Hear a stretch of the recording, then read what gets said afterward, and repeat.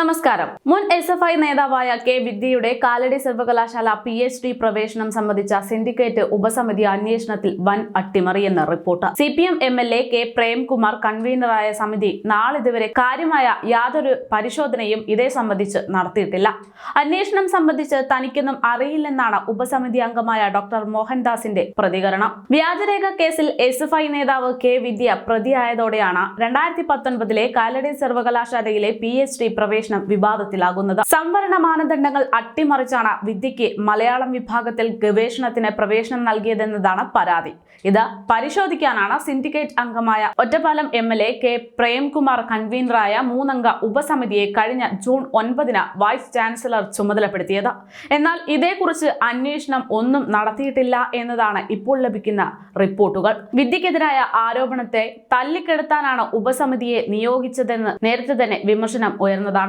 College ജോലിക്കായി വ്യാജ പ്രവൃത്തി പരിചയ സർട്ടിഫിക്കറ്റ് ഉണ്ടാക്കിയതിന് വിദ്യക്കെതിരെ കരിന്തളം പോലീസ് കഴിഞ്ഞ ദിവസം കുറ്റപത്രം സമർപ്പിച്ചു.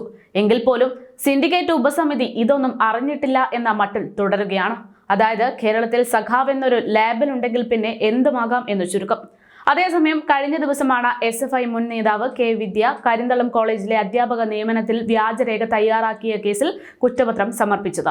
കെ വിദ്യ ഒറ്റയ്ക്കാണ് വ്യാജരേഖ തയ്യാറാക്കിയതെന്ന് കുറ്റപത്രത്തിൽ വ്യക്തമാക്കി പറയുന്നു.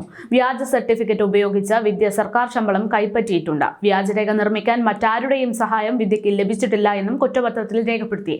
വ്യാജരേഖ നിർമ്മിക്കൽ, സമർപ്പിക്കൽ, വഞ്ചന, തെളിവ് നശിപ്പിക്കൽ തുടങ്ങിയ വകുപ്പുകളാണ് വിദ്യക്കെതിരെ കുറ്റപത്രത്തിൽ ചുമത്തിയിരിക്കുന്നത്.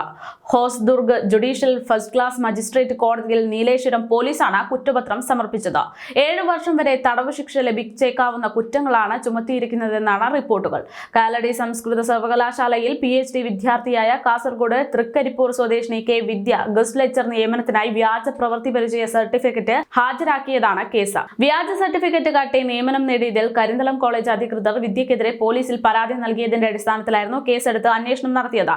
ഇതിന്റെ അടിസ്ഥാനത്തിൽ നീലേശ്വരം പോലീസാണ് കേസ് അന്വേഷിച്ചത്. എറണാകുളം മഹാരാജാസ് കോളേജിലെ മലയാളം വിഭാഗത്തിൽ 2018, 19, 20, 21 വർഷങ്ങളിൽ ഗസ്റ്റ് ലെക്ചറായി പ്രവർത്തിച്ച വ്യക്തിയാണ് വിദ്യ. കോളേജിന്റെ ലെറ്റർ പാഡ്, സീൽ, മുദ്ര എന്നിവയെല്ലാം വ്യാജമായി വിദ്യ മാത്രം ഉണ്ടാക്കി എന്നതാണ് കുറ്റപത്രത്തിൽ രേഖപ്പെടുത്തിയിരിക്കുന്നത്. ഇവിടെ വിദ്യയ്ക്ക് വേണ്ടി ആരാണ് കൂട്ടുനിൽക്കുന്നത് എന്നൊരു ചോദ്യം ബാക്കി നിൽക്കുകയാണ്.